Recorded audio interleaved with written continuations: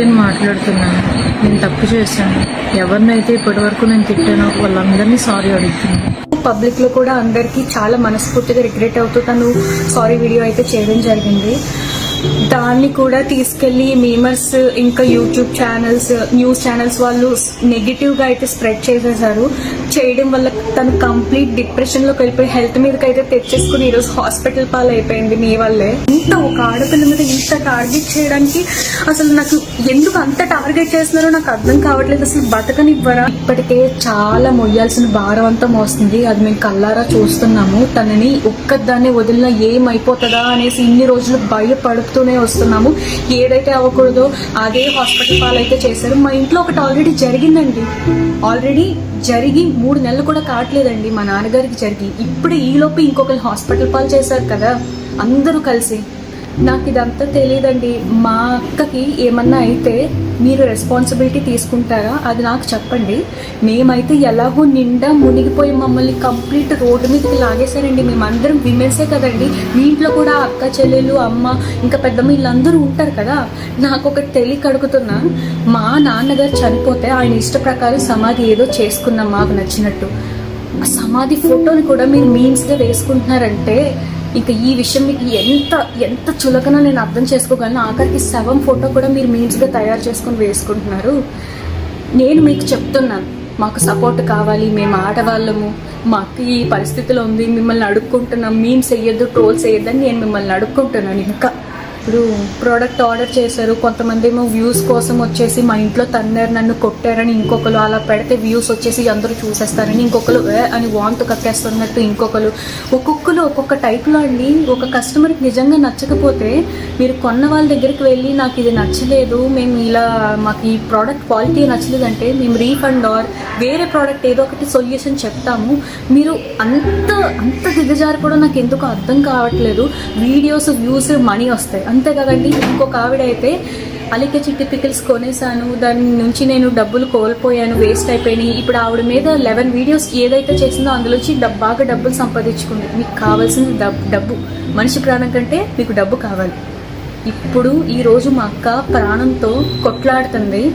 And నేను లాస్ట్గా ఒకటి చెప్పాలనుకుంటున్నాను. ఇంకా ఇదే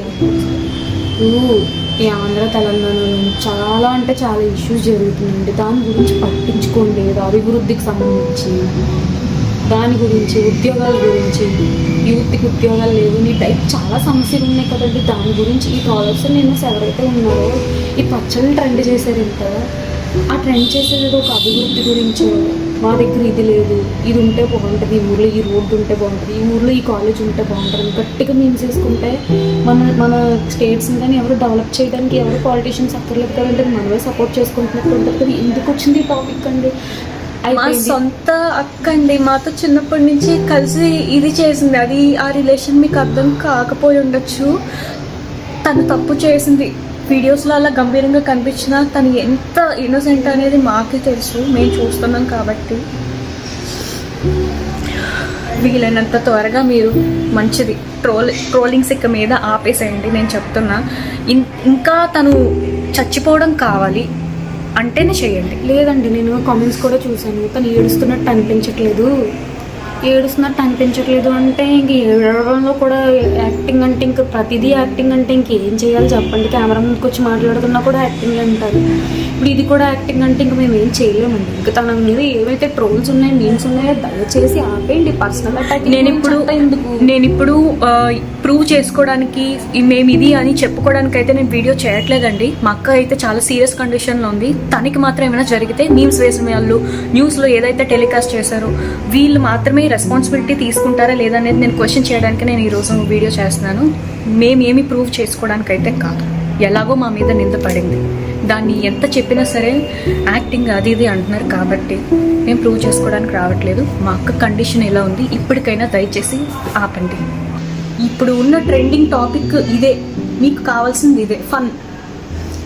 ఫారెస్ట్లు ఏవో కాలిపోయాయి, ఇంకా చాలా రేప్స్ జరుగుతున్నాయి. ఈ మర్డర్స్ అవి ఏవో రేప్స్ అన్నీ జరిగిన వాళ్ళు ఏం తప్పు చేసినా సరే ఫ్రీగా హాయిగా తిరిగేసి వాళ్ళు చాలా బాగుంటున్నారు.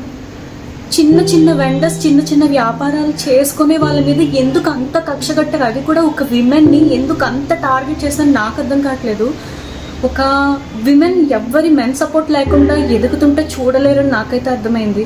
మా అమ్మగారు ఆల్రెడీ మా నాన్నని కోల్పోయారు. సొంత కూతురు ఇంత క్షోభ అనుభవిస్తే ఏ తల్లి చూడలేదు. మా అమ్మ ఎన్ని అనుభవించకూడదు అన్ని చూస్తుంది మీరు చేసిన పని వల్లే. మీమర్స్ ఇవాళ మా ఇంటికి కూడా మేము హాస్పిటల్లో ఉన్న సరే ఎంత ఇబ్బంది పెట్టారంటే న్యూస్ ఛానల్స్ వాళ్ళు ఇంటికి వచ్చి ఇష్టం వచ్చినట్టు అసలు వీడియో కావాలి ఏంటండి, ఇప్పుడు వీడియోలు మీకు డబ్బులు పెట్టేస్తాయా? ఇప్పుడు నాకు అదంతా తెలియదండి. మా అక్కకి అలిక్య చిట్టికి ఏమన్నా జరిగితే మీరు బాధ్యత వహిస్తారా? ఫస్ట్ స్టార్ట్ చేసిన మీమర్స్ అందరూ బాధ్యత వహిస్తారా? లేదంటే న్యూస్ ఛానల్స్ ఇంకా చాలా మంది పబ్లిష్ చేస్తున్నారు కదా, సీన్ క్రియేట్ చేస్తున్నారు కదా, వాళ్ళు బాధ్యత తీసుకుంటారా? నేను మా అమ్మకి ఎలా నచ్చ చెప్పుకోవాలండి? మా అమ్మని ఎవరు చూసుకోవాలి? ఇప్పుడు మా అమ్మకు కూడా ఏమన్నా అయితే మీరు ఏమన్నా చేస్తారా? మీరు బాధ్యత తీసుకుంటారా? నాకు అదొకటి చెప్పండి. మొన్న అలాగే ఈ ఇన్సిడెంట్ జరిగింది, ఎవరో మమ్మల్ని ఏదో తిట్టారు అనేసి మీకు ఫోటో పెడితే వాట్సాప్ రిపోర్ట్ కొట్టేశారండి. మీకు పంపించడానికి మా దగ్గర ఏ సాక్ష్యాలు లేవు. రిపోర్ట్ కొట్టడం వల్ల పోయాయి. టుడే అని స్క్రీన్ షాట్లో ఉంది, దాన్ని కూడా ఒక ఇష్యూ చేశారు. అది మా గ్యాలరీలో కొన్ని సేవ్ చేసుకునేవి 2-3 ఉంటే అది నేను మీకు వీడియోలో పెట్టి చూపించానండి. అది కూడా ఫేక్ అంటున్నారు. ప్రతిదీ ఫేకే అంటే మనుషులందరూ ఫేకే అండి. అలా అయితే తను ఎంత అయితే తప్పు చేసిందో అంతకంటే ఎక్కువ శిక్ష అనుభవించింది. అది దగ్గరుండే మేము చూసాము, పడిన తను కూడా అనుభవించింది. తను చేసింది తప్పే, అది మాకు తెలుసు. తను ఒప్పుకుంది, మనస్ఫూర్తిగా తను ఒప్పుకుంది. ఒక మనిషి తప్పు చేశాడంటే ఎంత పశ్చాత్తాపం పడుతున్నాడో అది మనం కూడా అంగీకరించాలి. అసలు ఫస్ట్ ఇది ఎక్కడి నుంచి మొదలైందంటే నెగిటివ్ రివ్యూస్ నుంచి మొదలైంది. మీకు నిజంగా ప్రోడక్ట్ బాగోకపోతే మా దగ్గరికి వస్తే మేము రీఫండ్ చేయడమో లేదంటే ఇంకొక పార్సల్ పంపించడం అనేది జరుగుతుంది. కానీ మీరు వీడియో పెట్టారు, సరే ఫైన్, మీకు కంటెంట్ కావాలి కదా, మీకు మనీ కావాలి, వీడియో పెట్టారు. ఇంకొకరైతే 9-11 ఒకేసారి అన్ని వీడియోస్ ఎందుకండి మా మీద అంత మీరు కూడా అమ్మాయిలే కదా, పెట్టిన ఆవిడ కూడా అమ్మాయే కదా, అంత కక్ష ఎందుకు? తన సారీ వీడియో చెప్తే తన ఫేస్లో సాడ్నెస్ లేదు, యాక్టింగ్ చేసింది లేదంటే తాగేసి చేసింది, ఇష్టం వచ్చినట్టు మాట్లాడుతున్నారు. ఒక్కసారి మీ ఇంట్లో వాళ్ళు అయితే అలాగే చేస్తారా?